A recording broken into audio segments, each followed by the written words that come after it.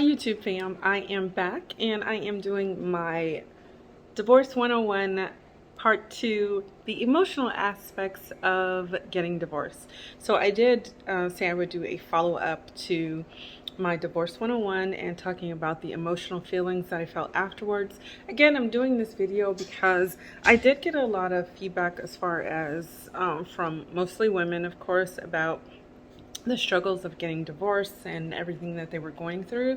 So I just wanted to follow up with my part 2 to Divorce 101. And I know in part 1 I overdid the words Divorce 101. And I know in part 1 I overdid the words Divorce 101. But I'm trying to get through to you guys, and that was a fun way of doing it. Plus, I think I got my point across. So this is my channel, guys, and if you don't know who I am Shakila, and this is Welcome to Shak's World. If you are not subscribed, do hit the subscribe button and hit the bell to get those notifications so you can see when I post new content. And I am sporadic, I'm all over the place, but I do try to make it kind of interesting. I know it can go on and on and on sometimes, but hey, deal with your girl for a minute. I'm getting used to this. But I do want to delve into the emotional aspects. And again, guys, remember, I'm speaking of my personal situation. Everybody is different, and yeah, hopefully you guys get some good stuff out of this. So, I went through a ton of different emotions, and we'll talk about a couple of them. Fear probably was number one. Excitement is one. Nervousness, loneliness, sadness, definitely afraid.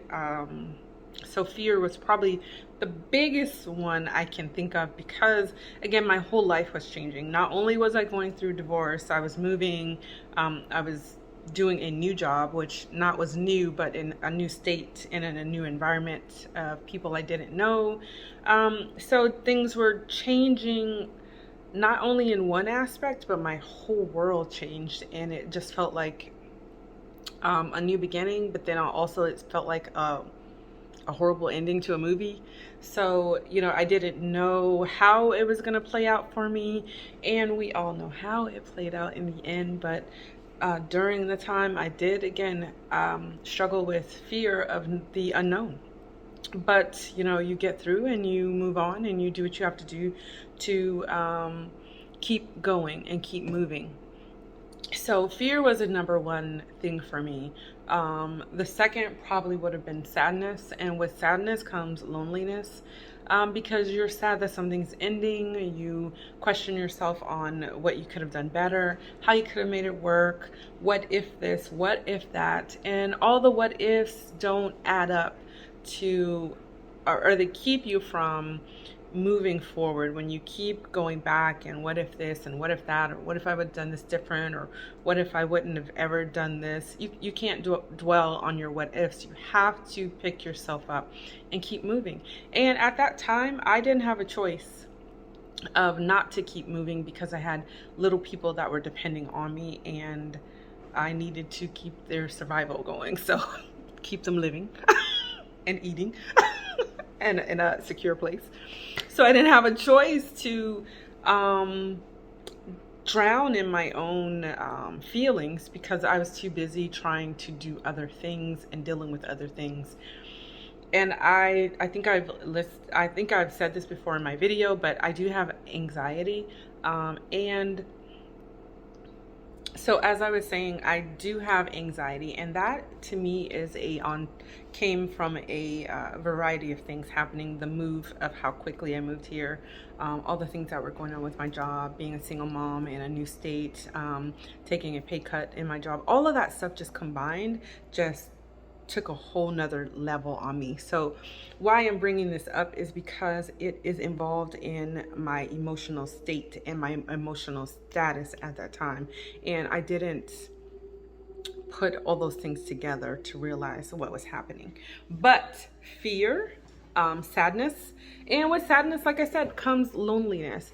And when you're lonely, sometimes you just want some companionship or someone to talk to, or it could drive you in a great direction. It could also drive you in a not so great direction, meaning into relationships that you probably should not be in. So you have to really know your worth, as someone told me, and you have to figure out what's great for you and how it's beneficial for you, and if it's going to be a good fit for you. If you know in the end that it's going to be something that's not going to work, or something that, you know, is a waste of time, then either you're doing it for the fun and because you know that you can get out of it, or you just don't care. But I think I took on a couple of different relationships that I knew they weren't the right fit. I just needed some companionship, and you know, and that's how it goes. That's what life is. And I mean, you try different things, and if they don't work, you can't put a, what is it, a square peg in a round hole. So you live and you learn. But we talked about fear, we talked about sadness, loneliness, anger. I mean, I was angry a lot because of the situation. I thought that it could have been prevented.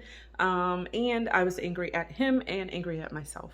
So, you know, what if I would have finished my college degree? What if I would have not accepted the job? What if I would have done this? What if I would have done that? What if I could have made my marriage work? All those questions come up, but again, you know, it wasn't meant to be, and you can't make something work that wasn't meant to be. It wasn't in God's plan.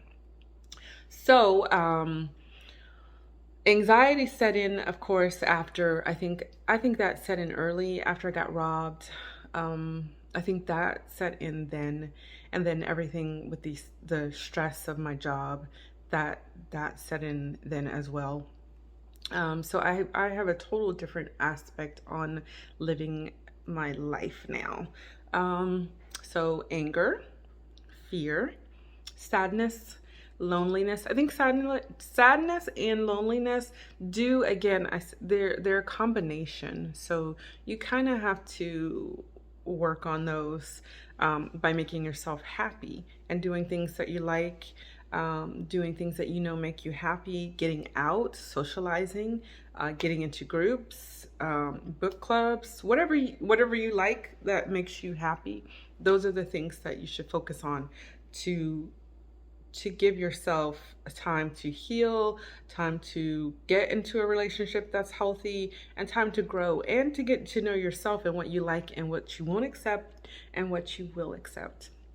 So those are some of the things that I felt and that I went through, and I hope that someone is listening to this and they're getting something great out of it, because if you are patient and you wait for something great and you put out greatness and put in